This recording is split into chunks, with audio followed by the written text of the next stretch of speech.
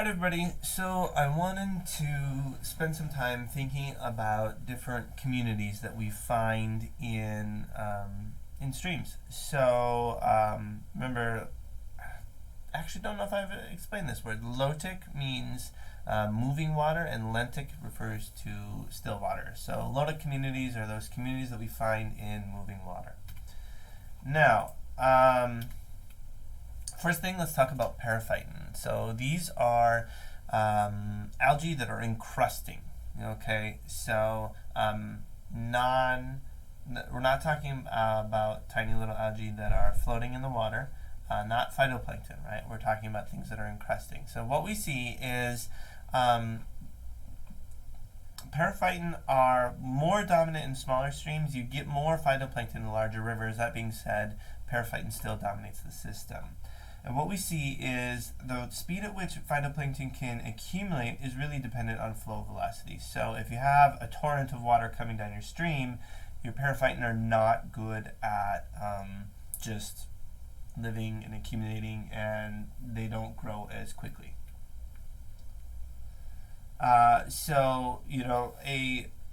The factors that limit phytoplankton are really that water velocity, whether the river dries or not. So when it dries, you lose water, you lose the ability for the Periphyton to be growing, right? So how much scour is in the stream is also really important for these things. And that's really dependent on sediment size. So if you have a really sandy river, the scouring is really, really harsh because it's continuously, the water is continuously moving and bouncing that sand along, and it can really scour off rocks. And then how is, the old saying, moss doesn't grow on a rolling stone. I butchered that, but you get the idea. As those sand grains are rolling down the stream, there's not going to be any Periphyton growing on them. And then ice can also have a really big scouring effect depending on when it's released and when it's melting, and whether that happens multiple times over the year. So what we see is growth rate really increases with substrate stability. The bigger the rocks are, the more Periphyton you'll be able to have essentially growing on them. Now, also radiation. So if you have like a really shallow rock, oftentimes you won't find that much Periphyton on it because there's so much UV radiation. So, and that can really do a number on these tiny little single-celled organisms that don't really have any protection from that UV. It can get really hot in those really shallow areas. And then organisms are eating them all the time, right? The growth rates of Periphyton are extremely fast, but herbivores are going to be really important, especially in areas that have low growth rates of Periphyton to begin with. So, if you have super high plankton growth rates, well, that'll be fine. It's not going to, herbivory is not going to determine where they are. But when the Periphyton can't grow that quickly, and a snail comes by and eats all the Periphyton, that's really going to have a big impact. Then there's a lot of competition. We generally think of forests as having, a lot of competition for space and light, and that's why trees grow taller, right? But this also happens when we're thinking about just Periphyton. So this is kind of different types of Periphyton. What you oftentimes see is, so let's say a rock flips over, okay? And you've got a clear rock. What you start is this crustose, really like encrusting Periphyton, and then you get short stalks, and then you get long filaments over time. So you kind of get to this taller forest. Really, okay, this forest might only be half an inch tall, but these are going to be the better competitors, definitely, for light, and any of this encrusting Periphyton down here is just going to get completely starved out for light. Not going to happen. So But if an organism comes along and sees all of this long filamentous algae, it's going to eat that up really quickly and create a bare rock so that the succession can start over again. So let's move then into animals, basically. So the benthic community, that's everything that is living on the sediments on the bottom. These are organisms that may or may not swim, doesn't really matter. And really what we're going to be talking about mostly are invertebrates, realizing there are some benthic fish, but those are just not as common. So what do we see? We can group all these invertebrates, though, into what we call functional feeding groups. These are feeding specializations that it's kind of like the type of food that they eat and also the method by which they acquire it. So we've got these different groups: filter feeders, shredders, collectors, gatherers, grazers, and scrapers, and predators. These are the ones that we're going to concentrate on.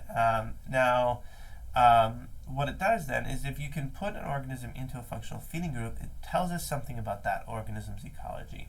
It also tells us on the community, if we know that the community is 50% shredders, 25% filter feeders, and 25% grazers, that tells us something about the whole ecosystem and what type of food is available in that ecosystem. And then we can look at differences along within the river to see what food is available where. The thing is, these functional feeding groups are not like the end-all be-all of everything. There's a lot of opportunism.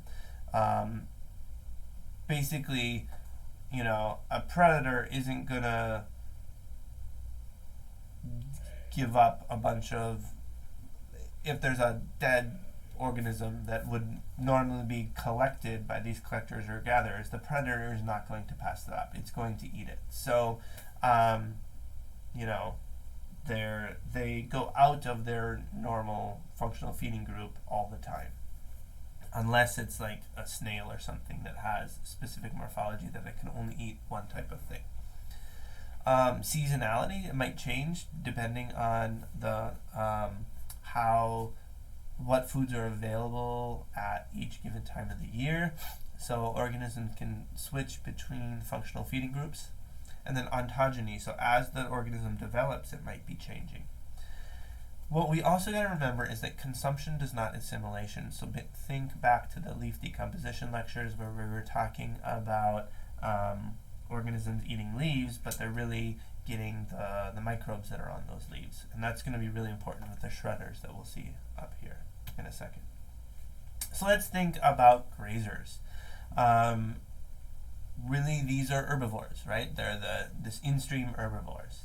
And these grazers are going to be mostly concentrating on the periphyton. So that's why we call them scrapers, because they're scraping off the periphyton. So I would, I'll link in the description to a snail. Check that video out. It's a snail. You can see its tongue scraping the microbes and the tiny little periphyton on the edge of the glass on this aquarium. But really any surface that they're going to be crawling over is where they're going to be gathering and scraping off that periphyton. So what's going to be happening is they're going to have a really big impact on the succession of the periphyton and also what organisms are found where. So most mayflies are scrapers, and all snails, not all snails, most of the freshwater snails though are going to be scrapers. There are a few predatory snails, but very, very rare. And what we see is they'll have a lot of competition. So if you think there's a little piece of wood or a little rock, and if the snail senses that there's a mayfly there, it'll try to bump it off because snails are not super fast moving, right? So they want any food that they have available to them, they are going to try to guard. And snails, while not fast, are extremely strong and they're well anchored, sucked to that rock or this piece of wood here. and they are really good at bumping mayflies off and making them go into the drift, and so that they can have all that periphyton to themselves. So what's good and bad about being a grazer? The good thing is algae is relatively nutritious. It's better quality food than detritus, and it's really plentiful, right? So maybe not plentiful in a complete biomass sense, but it's always available due to the turnover rates, right? Periphyton are extremely fast growing. The thing is, extremely long filamentous algae like we have here, I'm talking like inches or longer, is difficult to eat. How is a little snail here with its little tongue that it uses to scrape off stuff, how is that able to eat really long filamentous algae? And it can't, basically. Remember though that even though the snail here is on this macrophyte, it's not actually eating the plant itself. It's scraping the periphyton that is growing on the leaves, that is growing on the plant. So don't think of these as herbivores in the sense that they're eating plants. Now, what about shredders? There's a cool video of a caddisfly right here. I'll link to the description, and you can see it eating up leaves. Now, shredders are going to consume coarse particulate organic matter. Leaves are really what I'm talking about. Wood, maybe sometimes, depends on the organism, depends on the diet available, but really we're talking about leaves. And remember, these organisms are not eating the leaves for the nutrition in the leaves. They're looking for the nutrition on the leaves itself, the microbes and the fungi and the bacteria that are growing on those leaves. There's that peanut butter versus cracker analogy. Why do you eat a peanut butter cracker? For me, it's not the cracker, it's the peanut butter. I might as well just lick off the peanut butter and then toss off the cracker, but that's not the way it works. They eat the whole thing, they assimilate, they digest the microbes. Those microbes then feed that organism, the shredder, and then they just poop out the leaves. The bad thing about being a shredder is that it's a really low quality food, right? They're having to process a lot of material for not that much microbes. The good thing is, though, it's super plentiful, right? So if you're in a forested stream, there's plenty of leaves that are washed into that stream on a daily basis, and they're around there for a long time. So there's a lot of food, but it's low quality. Collectors-gatherers, then, are organisms that are basically searching through the sediments, looking for small organic particles that have settled out. This is an extremely low quality food because it is detritus, it's dead stuff, but it's relatively plentiful in specific areas. In places where you have really fast flow, nothing's going to accumulate. So you find these in pools, more often in pools than in riffles, and these are going to be organisms that are searching through those sediments looking for that dead stuff that is settled out.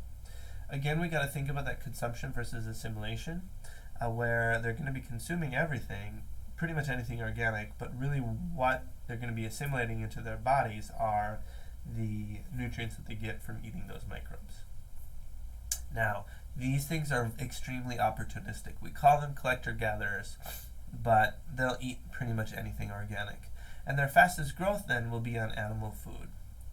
So think about this mayfly, right? A mayfly is an animal, so if it's going to be eating dead plants, it needs to convert microbes and dead plant material into animal material. But if it eats a dead insect, all of the stuff that it eats is closer to what it is, right? So it just needs to convert dead animal stuff and the proteins that it gets in there into live animal stuff, and there's less processing that needs to go on, so it can have faster growth because it's just a higher quality food.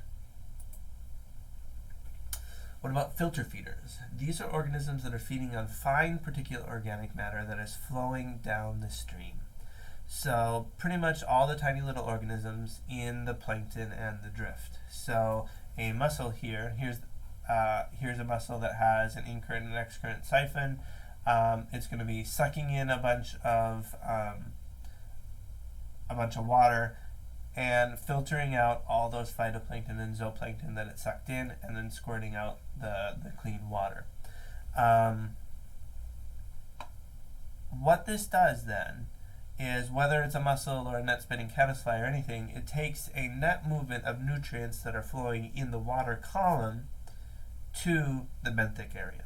So they're going to be bringing nutrients from the water to the benthic and can really fertilize that benthic area as those organisms are excreting all of their wastes into the benthos.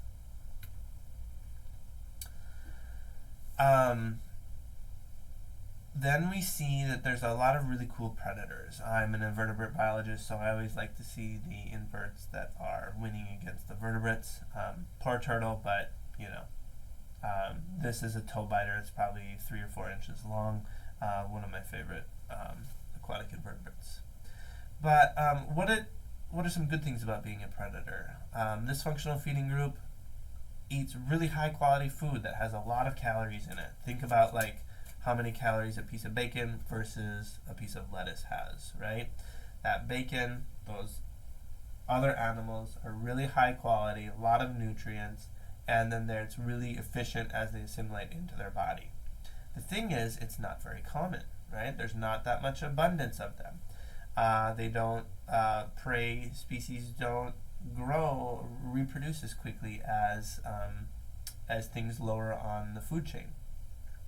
The prey themselves might fight back. Okay, I don't know what this fight between this turtle and this toe biter was, but you know, the turtle probably could do some damage to the legs of this that toe biter, right?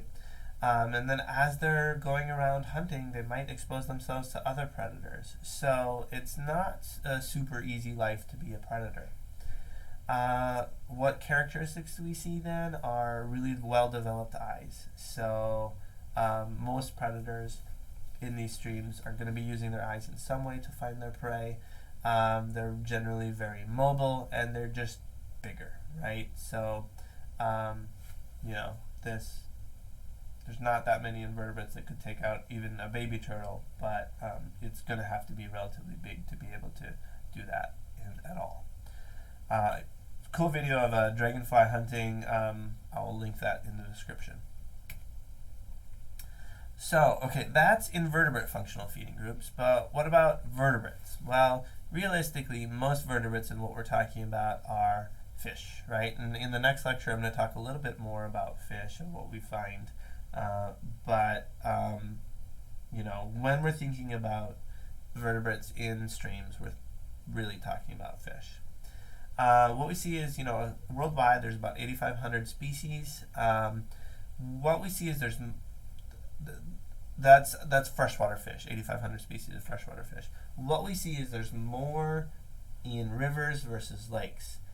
That's just because, remember, rivers have a lot more different types of habitats rather than a lake. A lake is a lake is a lake, right? It's just a bowl of water pretty much. You can have eutrophic, you can have a oligotrophic, but there's all sorts of different types of rivers, so we see more species of fish in rivers. Now, what fish gets where is really an interesting story, right?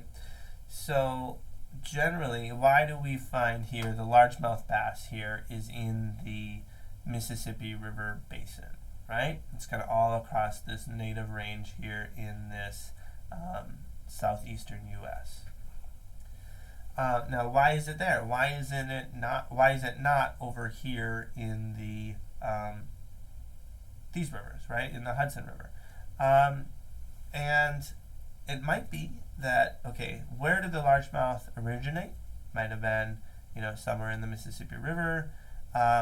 It might never have been able to get over here, because how does actually, given geology, how does a largemouth bass get from the Mississippi River over to the Hudson River? It actually would have to swim all the way around in the ocean, all the way up to New York, right? That's not necessarily true. It can hop between rivers along Florida, up North Carolina, South Carolina, and then up. But, it's actually really challenging for organisms to do that. Once they get there, are the physical chemical conditions actually okay? Is the current right? Is the temperature right? Is the oxygen right? Okay, maybe the physical chemical conditions are okay, but the habitat isn't right. It's going to need the right habitat to be able to survive, to be able to breed, to can do their whole life cycle. Then is the food that the organism needs actually there? So for a species to invade into a new habitat, for particularly fish, there's a lot of things that need to go right. So in natural expansions of ranges, it's a lot of things that need to go right. But same with chance events like human introduction too. Those are going to be pretty tricky for fish to be able to overcome and find a new habitat. And that's why we don't find, invasive species just going everywhere. There's only, very few species that can make it in different types of habitats. But other types of mammals, or other types of vertebrates that we find in streams, right? Beavers are huge impact on the system. They're ecosystem engineers that completely change the behavior of whole river systems. They can change what type of habitats are available, the discharge of the stream, how often floods are happening, right? So all those things that we think about that human-made dams affect, the actual beavers will do a lot of the same things. And, we shouldn't think of beavers as these tiny little animals. Beavers, especially up north into Canada, can get huge, as you can see right there. And their dams can be extremely large. This is one of the largest beaver dams, and this is 2 miles all around here.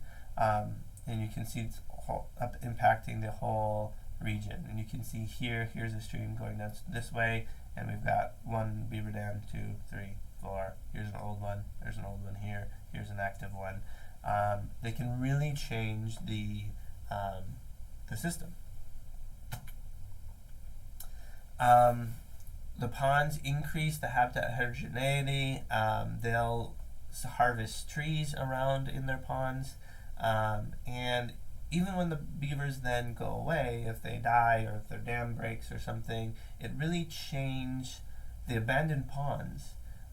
Turn into what we call these beaver meadows, where you get this, like, along the stream, a big flat area where, because it's been essentially a lake for a long time, you have different types of soil with higher moisture, very different types of vegetation. So beavers are super important for maintaining higher habitat heterogeneity where they naturally are.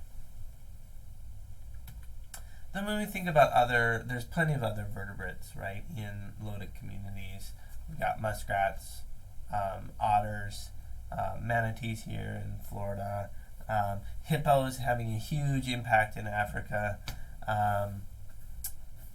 There are some beluga whales that are in the St. Lawrence River, and Arctic rivers are common there. And yes, river dolphins, and yes, they do get this pink, the ones in the Amazon. Some of them do get that pink. But there's plenty of, there are plenty of organisms that we haven't talked about. We'll talk about fish here a little bit in the next lecture. So that is the lecture for Lotic Communities.